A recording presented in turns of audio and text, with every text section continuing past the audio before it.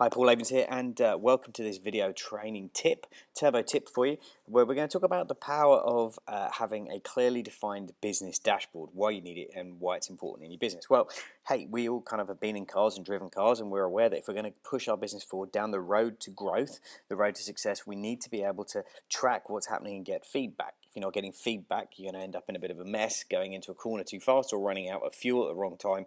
So what is it you should be tracking? What are the key things you want to have in your business dashboard, and exactly how should you go about putting that together? So here's a quick short video to take you through some top tips that I think you need to be having in your business dashboard, whatever stage you're at right now, and to create the discipline of having these in place. All right, so the first one off is obviously, listen, you've got to keep control of the cash. One of the most important things in any business and success of a business is to be able to control your cash. So you've got to know exactly how much money is coming in, how much money is going out, how long it's taking you to get invoices paid, and you've got to be tracking that on a daily, weekly basis. So one of my top tips around this is set weekly targets for how much cash you want to actually get into the business.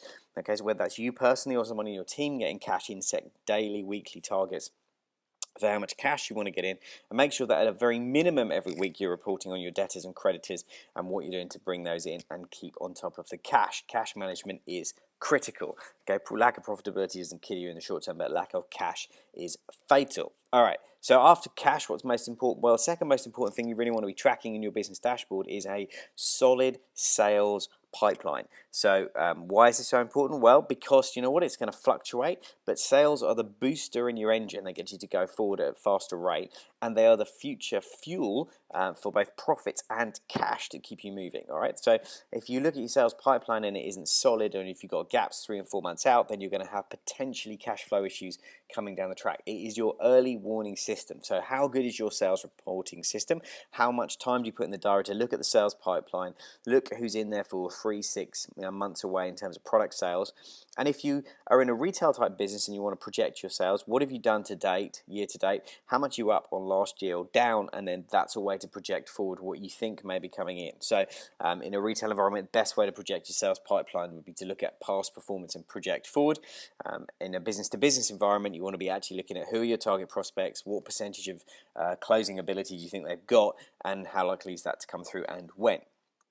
All right, next, critical, how much cash in the bank have you got and how long is it going to last? All right, so one of the key things that I teach and we teach at the Business Wealth Clubs and Masterminds is that you want to put together a cash contingency. So you really want to aim to have at least 90 days worth of operating cash in the bank at all times. This gives you the flexibility to be able to respond to anything that happens. So how much cash have you got in the bank at the moment? How many days could you operate on the cash that you have in the bank? Okay, next, you want to be reviewing things against your financial budgets, looking at your overdrafts. How often are you bouncing the top of the overdraft? If so, why? What's got to change?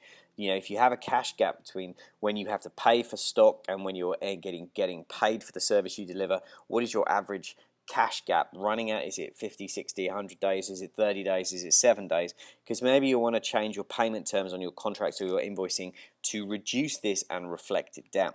So critical to kind of be looking at that and reviewing budgets on a monthly, quarterly performance. How's the business performing against budget? Likewise, really important to keep track of the profit margins and look at, where's the green light, where's the red light. So where is your gross profit, where's your net profit, and also look at things from a perspective of product profit. So which products are the most profitable. We had one member recently who just focused on shifting where their attention was based on their profit margins, and they managed to shift their profit margin from 15% to 25% in less than 90 days. So again, focus on what's profitable and what you could and should be selling around that. And finally, you really want to get a report at least monthly or quarterly, but certainly quarterly is a very minimum, on running your balance sheet. So what's the asset value of your business? What is it currently worth? All right, have you increased the value of that business or reduced the value of the business recently? So when you look at your business dashboard, there's some quick tips about what you want to have.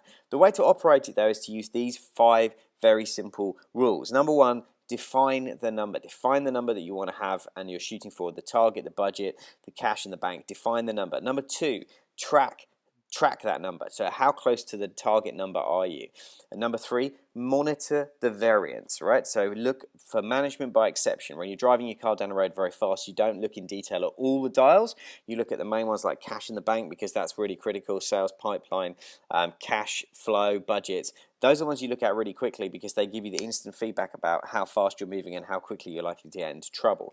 If there is a variance, ask the question, what was the reason behind it, what caused it to go up or down, and what can we learn from it, and more importantly, what solutions can we put in place around it. So there's 5 kind of words that you can use to measure and monitor and manage your business dashboard. So here's my quick questions for you to wrap up this video training tip this week is, what do you need to do differently to report better in your business? What do you need to change to have a better business dashboard right now? What do you need to pull together to increase that and give you more control, more confidence, and ultimately more growth in your business by knowing exactly where you are and where your dashboard is? Okay, this is Paul Avins. Enjoy this training turbo tip.